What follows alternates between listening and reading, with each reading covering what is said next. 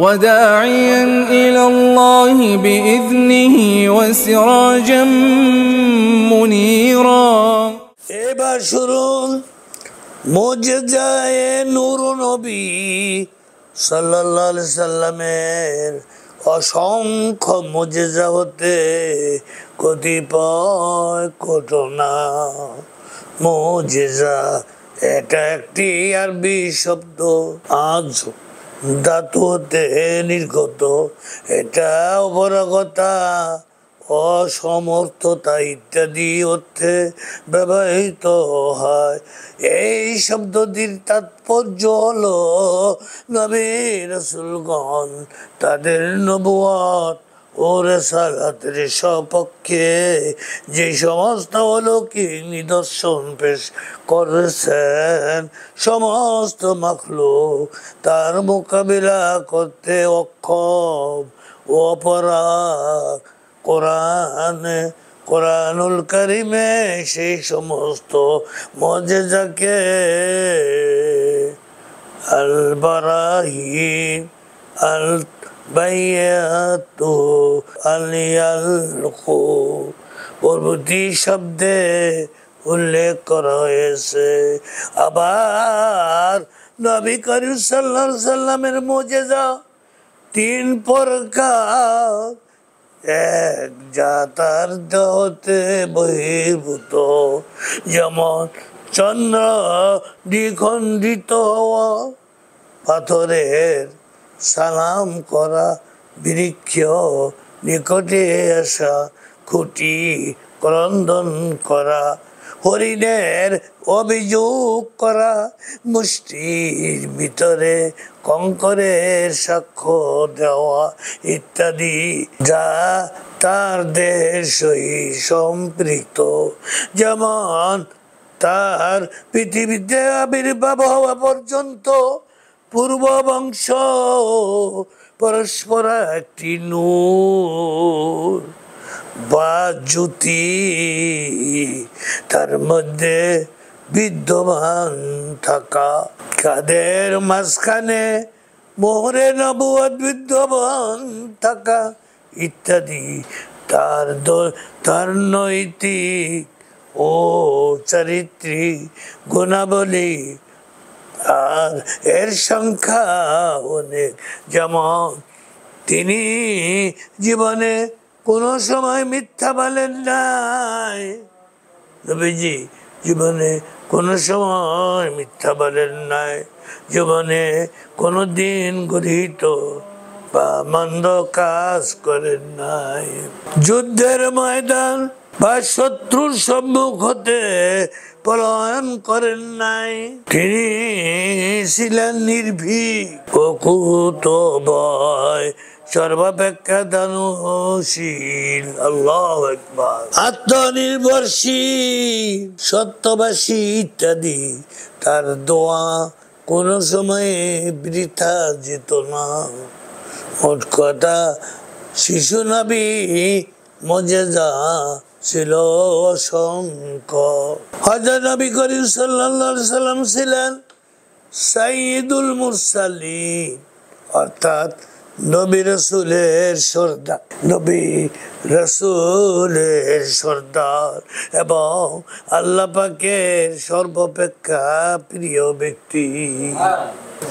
আল্লাহ সুবহানাহু ওয়া তাআলা তার প্রত্যেক নবী রাসূলকেই মুজিজা বা অলৌকিক ক্ষমতা দান করেছিলেন। অবশ্য তাদের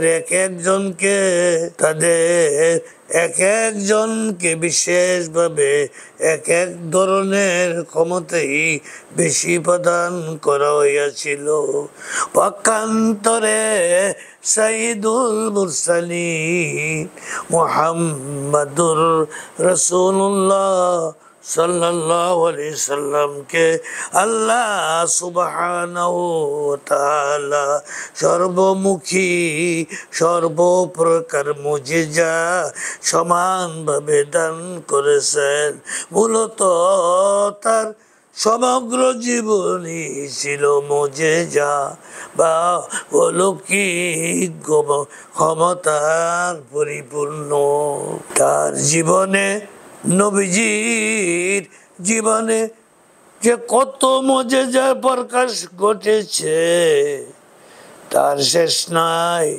সে মুজিজা সমূহ উল্লেখ করলে তাতেই একখানা বিরাট গ্রন্থ হয়ে যাবে।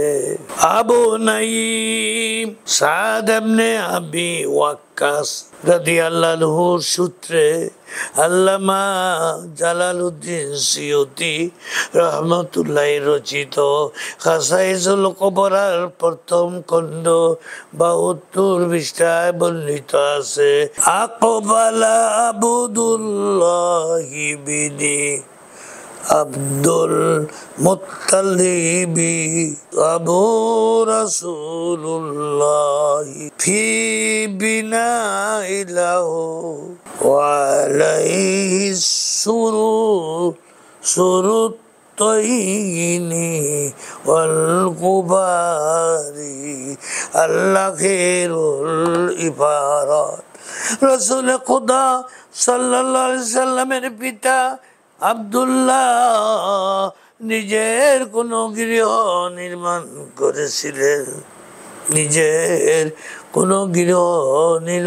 করেছিলেন, ফলে তার সর্বাঙ্গ দূষারিত ছিল। এই অবস্থায় তিনি এক মহিলা ইয়ালা বিয়ার কাজ দিয়ে গমন করছিলেন। ইয়ালা তার চক্ষুদয় দেখে কান প্রবৃত্তি দূরিতার্থ করার জন্য নিজের দিকে ডাকলো। সে তাকে বলল, যদি তুমি আমার সাথে দৈহিক সম্পর্ক স্থাপন করো তবে আমি তোমাকে 100 উট দিব।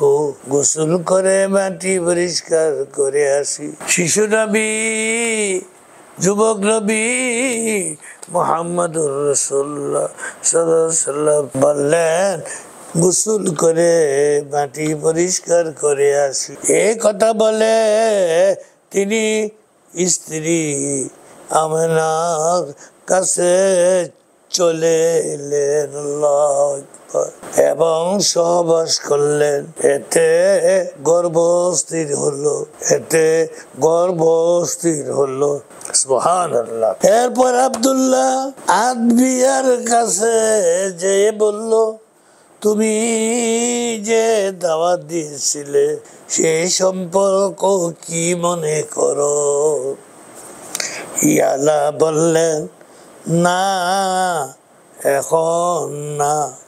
আব্দুল্লাহ বললেন, কেন গো? সে বলল, যখন তুমি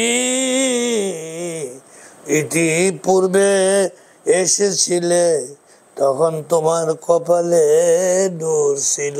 আল্লাহু আকবার। আমেনা সেটি তোমার কাছ থেকে ছিনিয়ে নিয়েছে। আল্লাহু আকবার। অপর এক রিওয়ায়াতে এরূপ আছে যে তুমি যে নূর নিয়ে গিয়েছিলে তা ফিরিয়ে নিয়ে আসনি। তুমি আমেনের কাছে গিয়ে থাকলে নিশ্চয় তার গর্ভ থেকে বাদশা জন্মগ্রহণ করবে। আল্লাহ। আখিরু দাওয়ানা আনিল হামদুলিল্লাহি রাব্বিল আলামিন।